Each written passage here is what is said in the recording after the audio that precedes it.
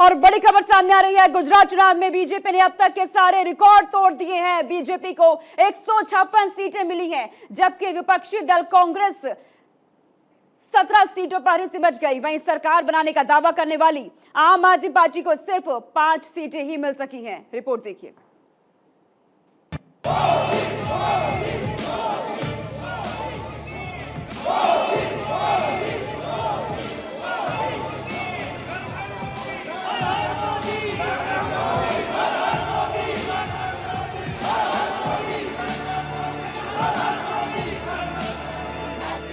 गुजरात चुनाव में बीजेपी ने जीत के सारे रिकॉर्ड तोड़ दिए हैं। इस बार बीजेपी ने 182 में से 156 सीटें जीतकर नया इतिहास रच दिया है।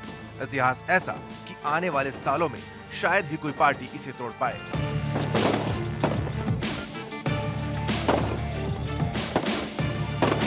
गुजरात चुनाव के परिणाम जैसे ही आने शुरू हुए, बीजेपी के खेमे में खुशी की लहर दौड़ने लगी।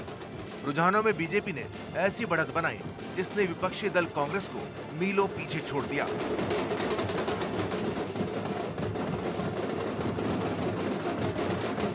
शाम आते आते तस्वीर बिल्कुल साफ हो गई और बीजेपी को रिकॉर्ड 156 सीटों पर जीत मिली। वहीं 2017 में 77 सीटें जीतने वाली कांग्रेस महज 17 सीटों पर सिमट गई। ये कांग्रेस का गुजरात में अब तक का सबसे शर्मनाक प्रदर्शन रहा है। इससे पहले 1990 में कांग्रेस को 33 सीटें मिली थीं। हालांकि कांग्रेस की इस हार की पटकथा उनके अध्यक्ष मल्लिकार्जुन खड़गे ने 29 नवंबर को लिख दी थी, जब उन्होंने पीएम मोदी को लेकर विवादित बयान दिया था। अरे आप तो प्रधानमंत्री हो, आपको काम दिया गया है, वो काम करो। वो छोड़ के municipal corporation election, MLA election, खैर एमपी इलेक्शन, उनको प्राइम मिनिस्टर बनना है तो फिरते रहते हैं, लेकिन हर वक्त अपनी ही बात करते हैं। आप किसी को मत देखो, मोदी को देखकर वोट दो। भाई तुम्हारे को तुम्हारी सूरत कितनी बार देखना, कॉर्पोरेशन में भी तुम्हारी सूरत देखना, एमएलए इलेक्शन भी तुम्हारी सूरत देखना, एमपी इलेक्शन में भी तुम्हारी सूरत देखना, हर जगह कितने भाई, क्या आपके रावण के जैसा 100 मुख है क्या है? उधर गुजरात में सियासी जमीन तैयार करने में जुटी आम आदमी पार्टी को 5 सीटों पर जीत मिली है। वैसे आम आदमी पार्टी का बहुत अच्छा प्रदर्शन तो नहीं कह सकते, लेकिन पार्टी के लिए किसी उपलब्धि से कम भी नहीं है। ऐसा इसलिए क्योंकि गुजरात जैसे राज्य में जहां 30 साल से लगातार बीजेपी का राज है, वहां 5 सीटों पर जीत दर्ज करना आम आदमी पार्टी के लिए राहत की बात है। हालांकि अरविंद केजरीवाल ने 22 नवंबर को दावा किया था कि मैं लिख कर देता हूं, गुजरात में आम आदमी पार्टी की सरकार आएगी। आज मैं आप सबके सामने लिख के भविष्यवाणी करने जा रहा हूं। अलग अलग चैनल वाले मेरे से पूछते हैं, अलग अलग उसकी जरूरत नहीं है। गुजरात में आम आदमी पार्टी की सरकार बन रही है। ये आज आप नोट कर लीजिए, ये भविष्यवाणी भी नोट कर लीजिए और ये भविष्यवाणी सही होगी। 27 साल के शासन के बाद, कुशासन के बाद अब गुजरात की जनता को इन लोगों से रिलीफ मिलेगा। विपक्ष के तमाम दावों को खारिज करते हुए बीजेपी ने प्रचंड बहुमत हासिल किया है, जिसके बाद प्रधानमंत्री नरेंद्र मोदी बीजेपी मुख्यालय पहुंचे और सबसे पहले जनता जनार्दन के सामने नतमस्तक हुए। मैं सबसे पहले जनता जनार्दन के सामने नतमस्तक हूं।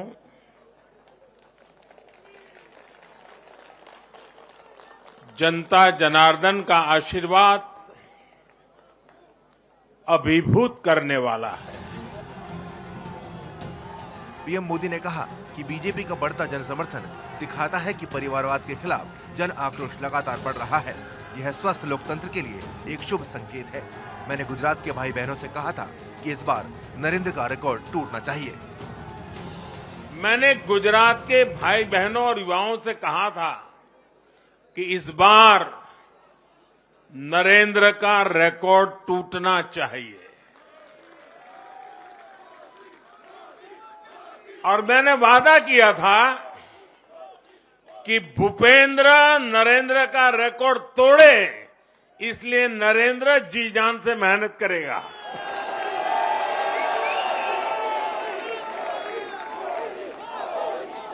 और गुजरात की जनता ने तो रिकॉर्ड तोड़ने में भी रिकॉर्ड कर दिया।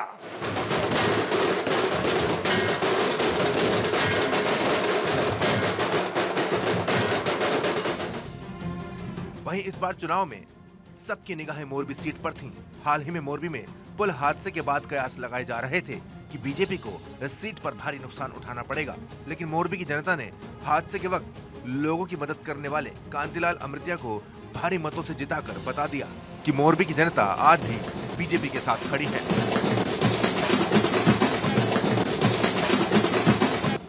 गुजरात में इस रिकॉर्ड जीत के बाद प्रदेश अध्यक्ष सीआर पाटिल ने ऐलान किया है कि गुजरात में 12 दिसंबर को शपथ ग्रहण समारोह होगा और भूपेंद्र भाई पटेल ही मुख्यमंत्री बनेंगे। इस समारोह में पीएम मोदी और अमित शाह के अलावा कई बड़े नेता शामिल होंगे। Bureau report, Bharat 24।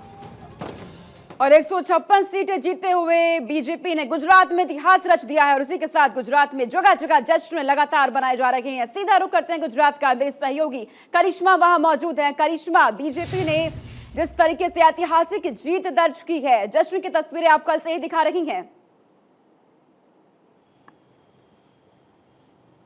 बिल्कुल ठीक है सोनिका आपने, और बीजेपी दफ्तर में ही मैं इस वक्त हूं और यहां पर भी आपको बता दें कल जिस तरीके से जश्न का माहौल देखने को मिला, कार्यकर्ता काफी ज्यादा उत्साहित दिखाई दिए, क्योंकि प्रधानमंत्री नरेंद्र मोदी ने भी साफ तौर से ये कहा था कि ये हर कार्यकर्ता की मेहनत का नतीजा है, जिस तरीके से उन्होंने प्रचार प्रसार किया है। और यही वजह थी कि कार्यकर्ताओं में काफी ज्यादा खुशी थी और साफ तौर से बीजेपी अब इसे 2024 के लिए देख रही है। एक प्रचंड जो बहुमत बीजेपी को मिला है, कहीं ना कहीं कार्यकर्ताओं का जो मोरल है वो काफी ज्यादा बूस्टअप हो चुका है। और 2024 की तैयारियों में बीजेपी देखिए हमेशा से एक ऐसी पार्टी है जो कि इलेक्शन मोड में रही है, और यही वजह है कि बीजेपी स्ट्रैटेजी के साथ हर इलेक्शन को लेती है। और यही वजह थी कि गुजरात में एंटी इनकम्बेंसी होने के बावजूद भी बीजेपी ने प्रचंड बहुमत हासिल की। वजह यही थी प्रधानमंत्री नरेंद्र मोदी को जिस तरीके से आगे लेकर बीजेपी आई, एक बड़ा चेहरा वो बने, और खासतौर से जनता को जिस तरीके से उन्होंने अपनी तरफ जो उनका जुड़ाव रहा है, कहीं ना कहीं मुझे लगता है कि बीजेपी के लिए ये चीज काफी ज्यादा फायदेमंद साबित हो गई है। दूसरी चीज, बीजेपी के जो कार्यकर्ता है, बीजेपी एक कैडर बेस्ड पार्टी है, और यही वजह है कि जो बीजेपी के जो कार्यकर्ता हैं वो काफी ज्यादा उत्साहित पहले से ही रहते हैं चुनावों के टाइम पे भी। तो मुझे लगता है जनता से जुड़े हुए मुद्दों तक बीजेपी आसानी से पहुंच गई।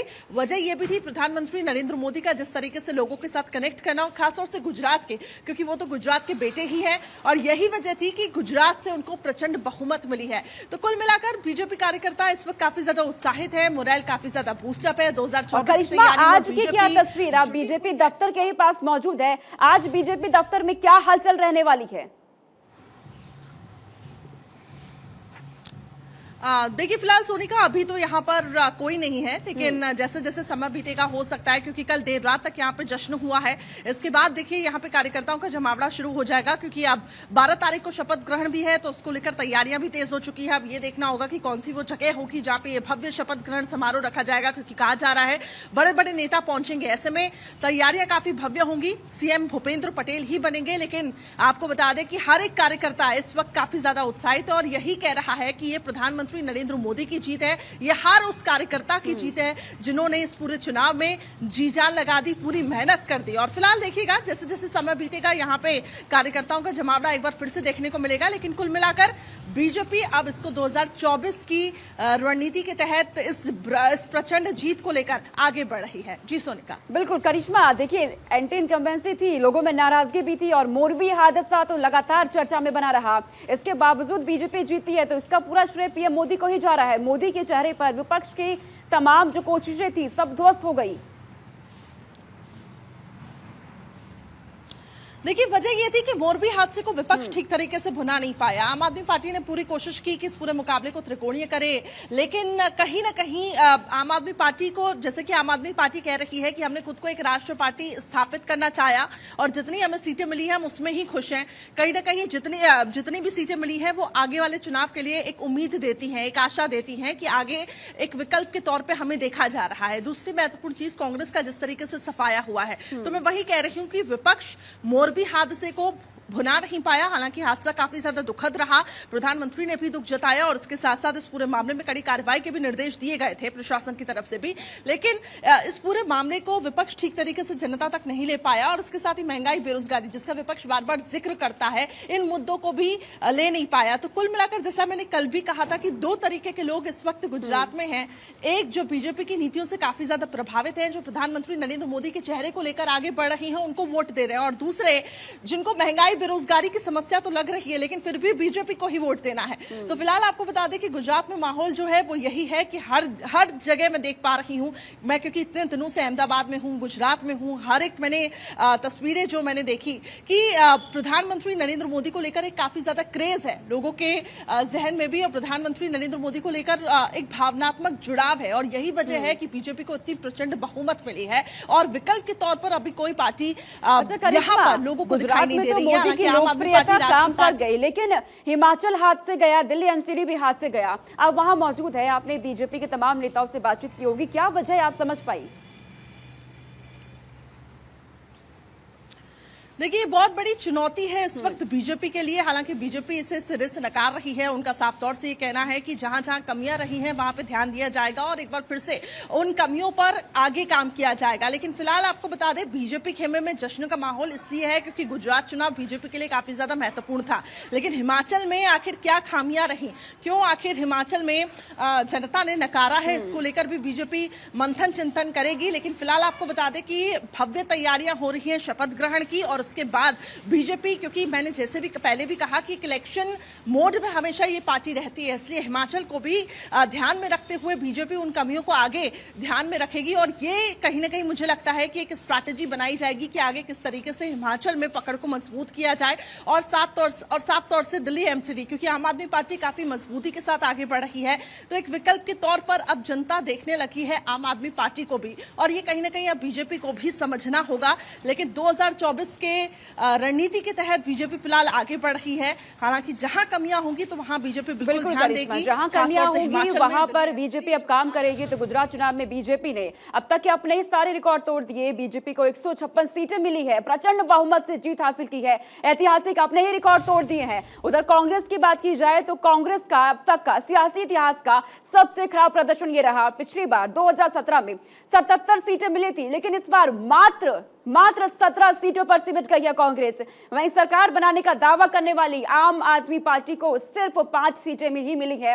हालांकि अपनी मौजूदगी जरूर आम आदमी पार्टी ने दर्ज करा दी है। राष्ट्रीय दल में आम आदमी पार्टी ने अपनी मौजूदगी दर्ज करा दी और बीजेपी ने एक बार फिर गुजरात में अपनी जीत दर्ज करके वाम मोर्चा की बराबरी भी कर ली है। 7वीं बार गुजरात में जीत गई है। 27 साल से बीजेपी काबिज रही। लगातार पीएम नरेंद्र मोदी ने रोड शो किए, गुजरात की जमीन पर खुद वो उतरे, लोगों से संपर्क लगातार कर रहे थे और लोगों का प्यार उन्हें मिला भी है। लोगों से जब बातचीत कर रहे थे हमारे सहयोगी, तो एक बात साफ थी कि पीएम नरेंद्र मोदी के चेहरे पे लगातार वोट दिया जा रहा है। पीएम नरेंद्र मोदी की लोकप्रियता यहां पर साफ नजर आ रही है। हालांकि हिमाचल हाथ से गया, दिल्ली एमसीडी हाथ से गई, लेकिन क्या कमियां रही उस पर काम किया जाएगा। पीएम नरेंद्र मोदी जब दिल्ली पहुंचे, कल संबोधन किया, साफ तौर पे कहा गया कि भूपेंद्र यानी कि गुजरात की जो सीएम है, मेरा ही रिकॉर्ड तोड़ दिया है, जैसा कि दावा किया गया था। तो बीजेपी की प्रचंड जीत और उसका जश्न लगातार बीजेपी मना रही है।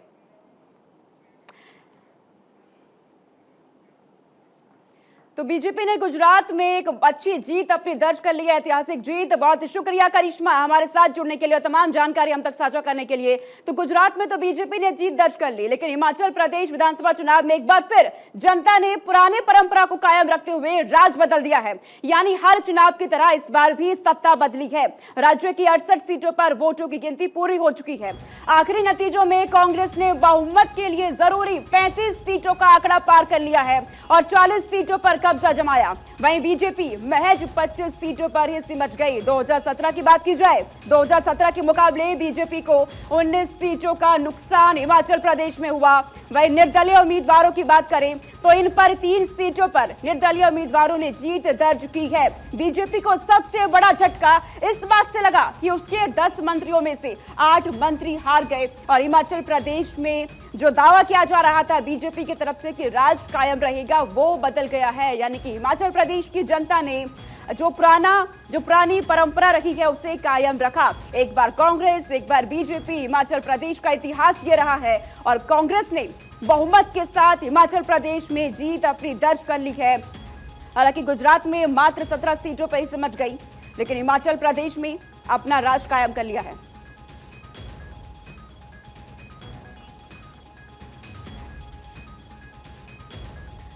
और सीधा रुख कर लेते हैं हिमाचल प्रदेश का। योगराज हमारे साथ जुड़ चुके हैं। योगराज, हिमाचल प्रदेश में मुकाबला बेहद दिलचस्प रहा। कांटे की टक्कर दोनों ही पार्टियों में दिख रही थी, लेकिन अंतिम नतीजे आते आते कांग्रेस ने बहुमत हासिल कर ली। जी हाँ, बिल्कुल। कांग्रेस के लिए बड़ी चुनौती थी सरकार को हिमाचल प्रदेश में सत्ता में लाने की, और जिसमें कांग्रेस को कामयाबी मिली। क्योंकि चुनौती इसलिए थी, वीरभद्र सिंह हिमाचल प्रदेश में एक बड़ा नाम है, और इस बार वीरभद्र सिंह क्योंकि स्वर्ग सिधार गए हैं, उनकी गैर मौजूदगी में चुनाव लड़ा गया। हालांकि नाम का उनका प्रयोग पूरे विधानसभा क्षेत्रों में किया गया, और इसी की बदौलत कांग्रेस पार्टी को इतनी बड़ी जीत मिली है। और लेकिन अब जो दूसरी बड़ी चुनौती है कांग्रेस पार्टी के सामने, वो है मुख्यमंत्री को लेकर। कौन अब जो है मुख्यमंत्री होगा, क्योंकि दो गुटों की लड़ाई जो है मुख्यमंत्री पद को लेकर अब शुरू हो गई है। हॉली लॉज गुट और सुक्खू गुट जो है आपस में इसको लेकर जो है अब टकराव शुरू हो गया है। हालांकि मतदान के बाद ही ये टकराव चल रहा था, लेकिन अब जिस तरह से 40 विधायक जीत कर आए हैं, अब बड़ी चुनौती कांग्रेस पार्टी के लिए ये हो गई है कि कौन मुख्यमंत्री होगा।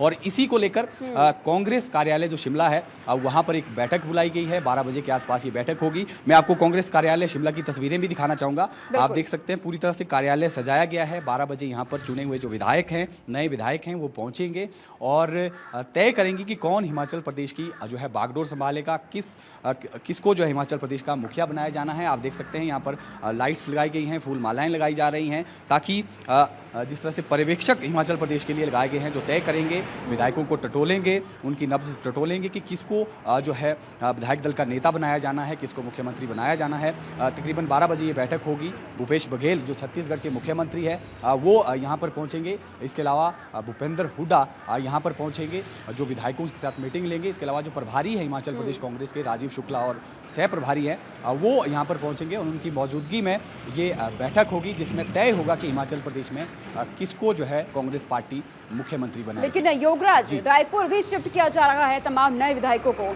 यानी कहीं ना कहीं कांग्रेस में एक डर भी है। जी हाँ, बिल्कुल। कल भी इस तरह की खबरें आई थी। कल चंडीगढ़ में ये प्रस्तावित मीटिंग थी कि अगर चंडीगढ़ में मीटिंग होती है और उसके बाद अगर सहमति नहीं बनती है, हॉर्स ट्रेडिंग का खतरा कहीं ना कहीं कांग्रेस को पहले से ही लग रहा था। लेकिन कल मुख्यमंत्री ने इसको लेकर एक जो पूर्व मुख्यमंत्री हैं जयराम ठाकुर, उन्होंने बयान दिया था कि अब जनादेश जो है कांग्रेस पार्टी को लोगों ने दिया है, अब इसको संभालना कांग्रेस पार्टी का जो है वो जिम्मेदारी बनती है। और हॉर्स ट्रेडिंग जैसी संभावना हिमाचल प्रदेश में नहीं होती है, लेकिन अगर कांग्रेस पार्टी संभाल नहीं पाती है तो ये कहीं ना कहीं उनको सोचने वाली बात होगी। जिस तरह से 40 सीट लेकर आए हैं, लेकिन फिर भी डर सता रहा है कांग्रेस को अभी भी कि कहीं ना कहीं हो सकता है कि बीजेपी कोई जो है वो गेम करे, और हो सकता है कि हॉर्स ट्रेडिंग की संभावना हिमाचल प्रदेश में भी जो है बनती हुई नजर आ रही है। लेकिन फिलहाल जो विधायकों की बैठक होगी, अगर यहाँ पर सहमति नहीं बनती है तो हो सकता है कि विधायकों को यहाँ से शिफ्ट किया जाए। छत्तीसगढ़ या राजस्थान, 2 राज्य हैं जहाँ पर संभावना जताई जा रही है, वहाँ उनको शिफ्ट किया जा सकता है।